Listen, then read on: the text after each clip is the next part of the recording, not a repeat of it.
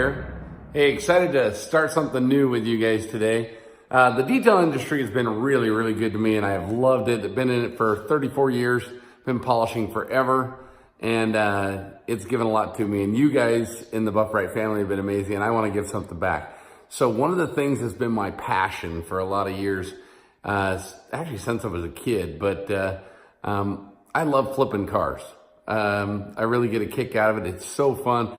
Flipping cars is like hunting. I mean, you're hunting for that deal. You're hunting for that thing that elusive, car or deal. And there's some certain things that I've learned that if you'll follow these guidelines and these things that I've noticed in the industry as I've gone out and flipped cars and searched for things, you'll have a blast. And you can work your way up. I mean, I've done motorhomes, I've done RVs, I've done, you name it. There's just so many things that you can do in car flipping. You can work up. I've done old muscle cars.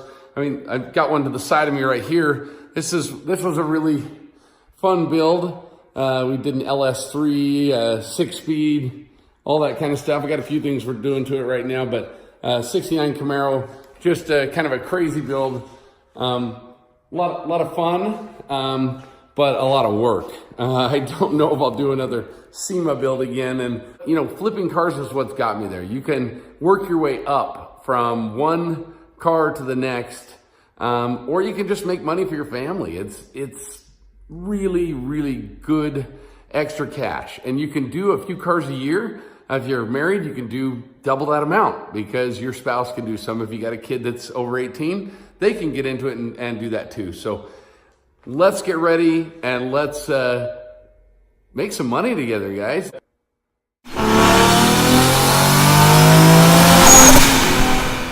One thing that you guys have, every detailer has an amazing talent. And that talent you've got and you're using it to help the dealers all the time. And there's nothing wrong with helping dealers. I mean, dealers are bread and butter.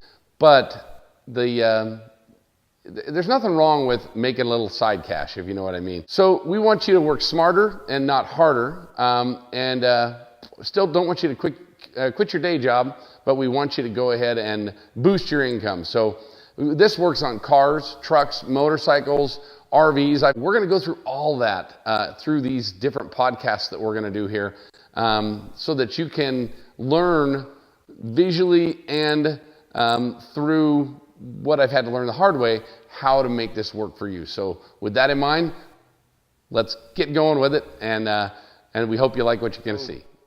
First thing we need to do when we're getting ready to buy a car, the first thing I want you to understand is this is not about emotion. You're going to overlook things, paint problems. You're not going to be specific enough. You're going to be not being subjective and objective to what you need to know to not get yourself in trouble. Now, if you want to lose money on a car and you're just buying it emotionally, this stuff will still help you. But you're going to do a lot better if you'll take the time to think about it and not be afraid to walk away from the deal. That's the biggest way to understand is, am I emotional or not? If you're willing to walk away over $10, then hey, you're not emotionally involved. So you want to treat it that way. So the first thing is to identify, play to your strengths, okay? Your strengths are detail. Maybe your strengths are bodywork. Maybe you've been in the body for a while. Maybe you're in, if it's not bodywork, maybe you're into tires. Maybe you have a friend at a tire shop and he can hook you up with something on there.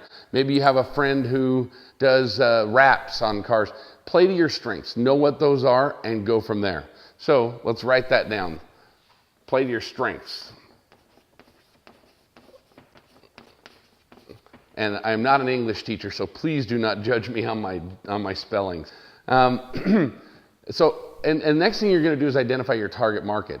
So your target market, just decide, what is my target going to be? Okay, am I going after the four-wheel drive market? Am I going after the tuner market? Am I going after the muscle car market, the RV market, the motorcycle market? Play to that market that you know. If you don't know anything about RVs, but you're an amazing motorcycle guy, play to the motorcycle side. And you'll find that you tend to do better at what you know. Otherwise, teach yourself what you need to know about that market. But there are opportunities in every one of those venues, so make sure you're looking for them. So now you don't need a dealer's license to do this. I should probably bring that up beforehand. Now, There are some illegal ways to do this, and I'm not going to get into that. I don't want to teach you guys to do anything illegal, but you don't need a dealer's license, but you do need to register the car in your name. There are people who will buy cars and then just hold on to the title and act like they're selling it for their buddy or their aunt or whatever. Curbsiding is what a lot of guys call that, and then it's illegal. Will you get caught? I don't know, but I don't play that game. Pay the tax on the vehicle, register the vehicle in your name, insure the vehicle. Yes, it's going to cost you some money, but at the end of the day, you need to do things on the legal way. You don't need a dealer's license. 5 cars. In Idaho, where I'm at, you can do 5 cars for yourself, 5 cars for your wife. So that's 10 cars a year.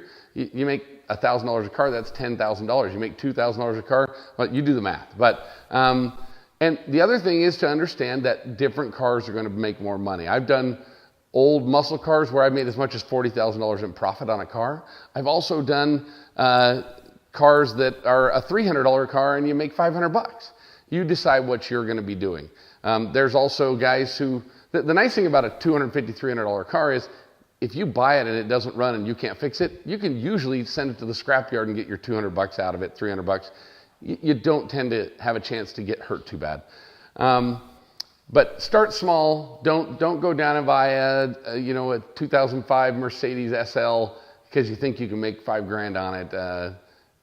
You could get yourself burned really quick. Your expensive luxury cars can bite. So I want you to stick to these proven things that I'm going to teach you about. And I've only had 1 car ever that I lost money on, and I didn't lose much money on it, but I did lose a little on it because I did get a little emotionally involved. So we'll talk about that in a second.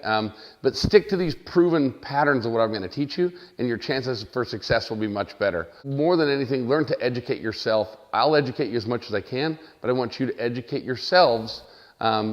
Maybe look up Google reviews and different things like that, and that'll help you out a lot. There's just some main points that matter when it comes to making a car, and it's kind of, to me, the car has to make the grade. Okay, so the first one is desirability. We talked about Toyotas, we talked about Hondas. Desirability is there. The problem is, with desirability comes price. The next one is color. You're not going to buy a pink anything and have very much luck in getting rid of it because certain colors, like most guys out there, you're not going to want that pink car. That purple car, probably not the car for you. Brown, does anybody really want a brown car? Options are the next thing. So every time you have an option on a car, whether it be nicer wheels and tires, moonroof, all that kind of stuff, leather, tow kit on a 4-wheel drive, you name it, lift kit, options matter. So the more options, the higher the desirability. We're just kind of stacking on it, each one of these that you get. So I got there, I'm getting, that's my desirability. Then I've got my color, it adds a little more to it. I've got the options that I get. The more options, the more desirable that it gets. Also the mileage. I mean, you can have a 300,000 mile beautiful car. You're not going to sell it very easily. You drop about half of your marketplace at 200,000 miles, and you drop about 90% of your marketplace at 300,000 miles. Most people are just not interested. So the lower the miles that you have, mileage can make up for being, you have a brown car that is not that desirable, but you got 10,000 original miles on a 69 Gremlin, you might have something. So not something I want, but somebody might want it. So now the last one is condition. So once again, you can have low miles, good color, all that kind of stuff, but it's been rear-ended and the frame's bent. Well, that's a bad deal. Or somebody's pit bull got loose on the inside of it, or it was in a hailstorm, or somebody Dukes of Hazzarded the thing and flew it off the side of a hill. It affects the value. So your condition is going to add to it, and once again, and your mileage is going to add to it. So those things all equal cash for you. Now, usually you're going to have to pay more for those, and that's understandable. But what we're trying to help you understand is that the more that you get, the more desirability you're going to have, the more money you're going to make. So just keep that in mind. So the last thing I want you to understand is that we all have that niche. That you're going to fall into a niche pretty quick. You're going to find out that, hey, I'm a Honda guy or I'm a motorcycle guy.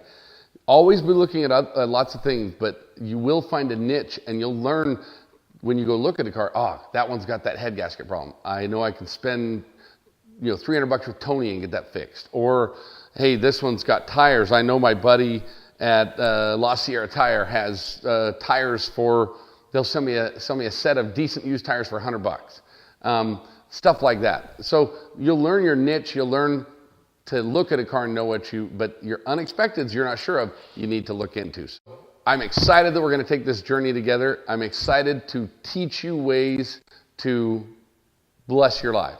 I'm excited that your family can work together on this. You can get your kids involved.